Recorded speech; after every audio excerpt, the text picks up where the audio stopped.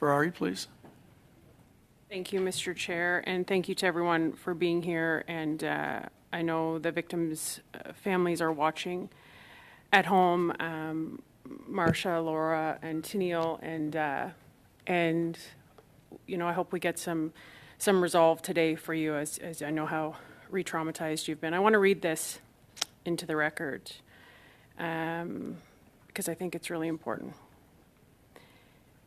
Everyone here, everyone in this courthouse, everyone in this city, everyone in this province, everyone in this country knows that you are a dangerous offender.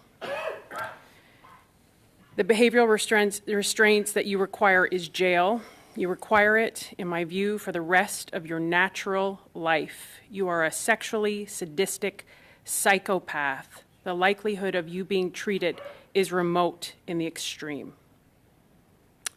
That is Justice Lesage, who sentenced Paul Bernardo. Those are his words. And when I came into this committee today, a reporter stopped me and asked me if we believe that criminals should be focusing on, if we should be in our justice system focusing on rehabilitation rather than punishment.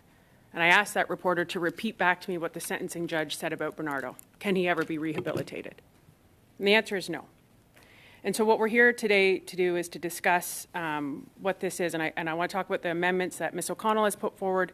And I think adding more witnesses to the list is a great idea, because the point of this motion that was put forward by my colleague, Mr. Caputo, is to figure out how and why this secret transfer happened of Canada's most sadistic and notorious rapists and killers. Because if we don't understand how and why, then we can't fix it. And so I want to read to you, there was an article that came out March 9th by the CBC. Corrections chief briefed Mendocino's chief of staff weeks before Bernardo's prison transfer. In fact, the office was notified 7 times. So to Ms. O'Connell's point about, you know, in years gone by, never have we seen such gross incompetence. This isn't necessarily always about policy and legislation. This is about an incompetent people who didn't do their job. That's what we have to delve into here to make sure that this never happens again. Rappel au règlement, Monsieur le Président. Point of order, Chair. Go ahead, Ms. Michaud. Merci, Monsieur. Thank you, Chair. Could we refocus the debate, because we have a motion before us that is dealing with Luca Magnotta, and it's not one about Paul Bernardo, and the MP seems to be digressing. So could we please come back to discussing what Ms. McConnell talked about, and then we can go on. Thank you. Thank you, Ms. Michaud. Ms. Ferraro, please, could you? Thank you, Chair. Actually, the motion put forward does say, in light of the transfer of sadistic killer Luca Magnotta out of maximum security prison to a medium security prison, the same facility that serial killer and rapist Paul Bernardo was transferred to last year. So absolutely, this includes Bernardo, and it's important that we talk about that. So back to my point, I am here, and in regard to the amendments, which I think is critical, and it is great to hear that Mr. Biddle is going to be supportive of this, as this directly impacts the people of his riding who have written directly to him. And I'm going to read into the record some of the comments that have been stated. So this comes from Laura, Marcia, and Tennille, who were the best friends of Kristen French, whose life was taken. And when I asked of their response to the CBC article that the Minister of Public Safety's office was notified 7 times, and their response, and she gave me permission to read this to the committee. Hi, Michelle. Once again, we are saddened and disappointed that the Government of Canada has added to the continued emotional trauma and victimization of the many people who have been affected by this man and his brutal crimes.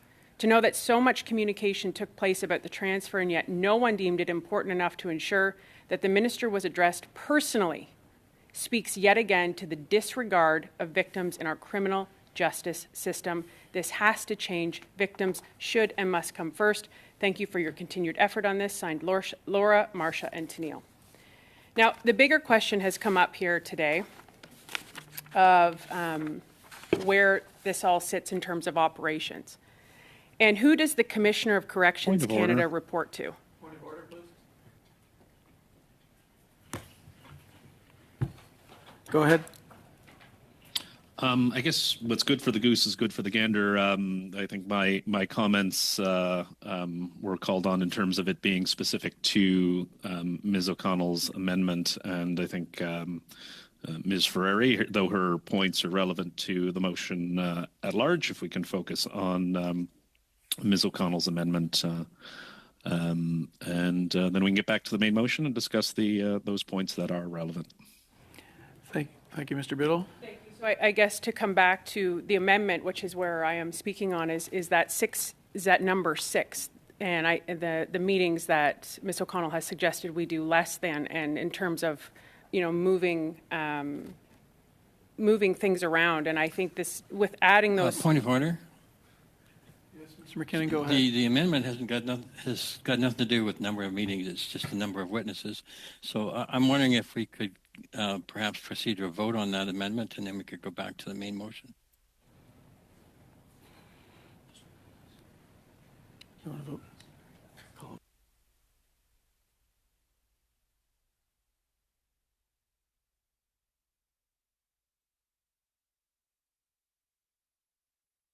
So, you want to go ahead? We'll call a vote on the amendments. Okay. I think it's probably unanimous here. Okay. Is it unanimous? Chair, a recorded vote.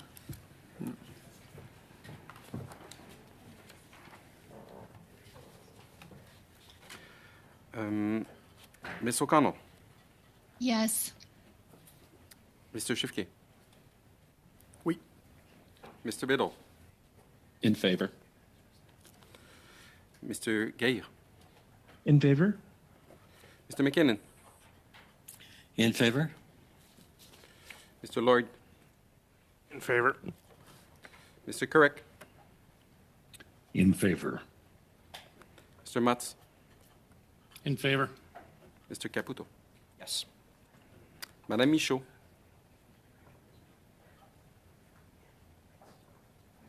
Contre. Mr. Julian, En faveur. Adopted. One nays. 1 nay and there's 10 yeas.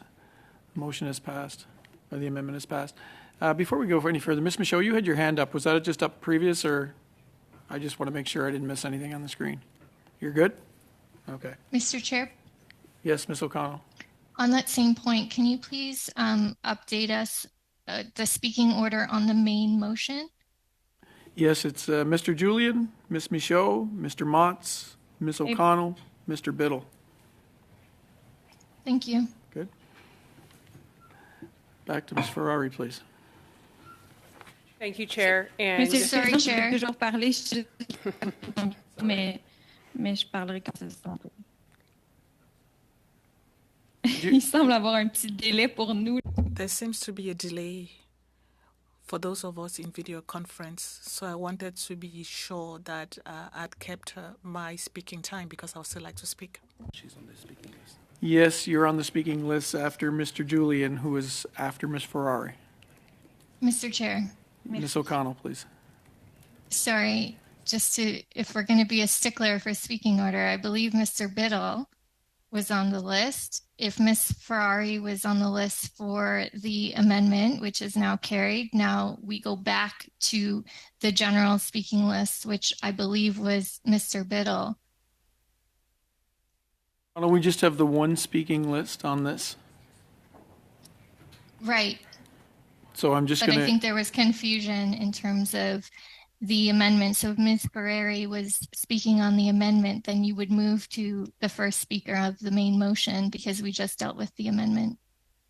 okay, maybe that was my fault, Ms. O'Connell, but we're going to just finish with Ms. Ferrari and then we're going to go move to Mr. Julian, please. Okay, thanks. I just wanted a Ferrari, clarification. sorry. thanks. I've been called much worse in my life, Chair. It's okay.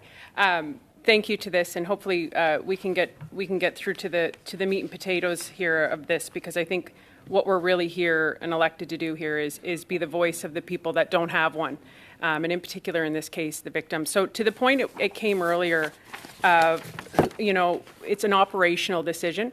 Well, who does the Commissioner of Corrections Canada report to? the Minister of Public Safety. The Commissioner of CSC is recommended for appointment by the Prime Minister and approved by an order in Council. This appointed position reports directly to the Minister of Public Safety, Democratic Institutions and Intergovernmental Affairs and is accountable to the public via the Parliament. So that's important to have on the record of what that is. So I just want to read into the record that this letter that has garnered a lot of attention, and so it should. This is dated March 4th, 2024, and it is directed to Ms. Kelly, who is the Commissioner that reports to Corrections Canada and reports to the Minister of Public Safety. Ms. Kelly, I am sure by now you are aware that the living conditions of serial rapist, psychopath, murderer, and dangerous offender Paul Bernardo have been revealed. Contrary to your address, these conditions are quite the opposite to what you led us all to believe. You claimed there was a lateral move. Other than the fact that there are cells and prison guards, the difference between a maximum security penitentiary and a medium security facility such as La Macasa couldn't be more different. Please help me understand how someone such as Paul Bernardo can be housed in a facility such as this, one of Canada's most notorious killers, a psychopathic serial rapist, a designated dangerous offender. Does any of this mean anything? I can only imagine the prisoners remaining in maximum security penitentiaries must be asking the same question. If someone who commits the worst of the worst crimes doesn't qualify for the harshest conditions, then who does? This monster is allowed to play pickup hockey, tennis, billiards, work out in a 5-star gym facility, and partake in a workshop with tools, signing out tools like the ones he used to torture, sodomize, and ultimately kill his victims.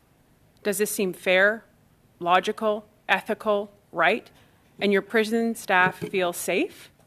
They certainly shouldn't. My best friend, Kristen French, doesn't get to skate anymore.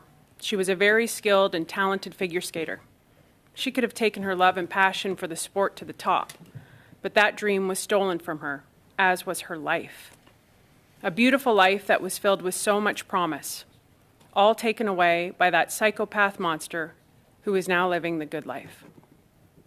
I understand that Paul Bernardo has rights. I'm not disputing that. But these should be basic rights. He took away lives in the worst way possible. There has to be lifelong consequences for this, not rewards. Ms. Kelly, I have to assume that any human being with common sense can see that this move is nothing short of insanity. It's okay to make mistakes or revoke bad decisions. This was a very bad decision. I know you and your team claim all the criteria was met and that policies and procedures were followed. You can now see that by moving Bernardo was a major mistake, and a major mistake was made. You can right this wrong. By leaving Bernardo in medium security, you are telling everyone that what this monster did wasn't that bad. You are telling other criminals to just do their time quietly, and you will be rewarded despite the severity of the crime you commit. Is this the message you are wanting to give? I certainly hope not. There are more details coming out soon with regards to living conditions at La Macasa. It's time to do the right thing for the victims, their families, and all Canadian alike. Do the right thing, Ms. Kelly. Move Paul Bernardo back to maximum security where he belongs. And so I would encourage this committee, and in particular somebody who sits on this committee who is from the region in which these women were raped and murdered, to further study this so that we can, and with 6 meetings, I might add, with all of these witnesses, make sure that this never happens again. And to my point, to my colleague to my left, Mr. Paul Hoos, the Victim Bill of Rights be upheld, because we haven't seen that under this Liberal government. Thank you.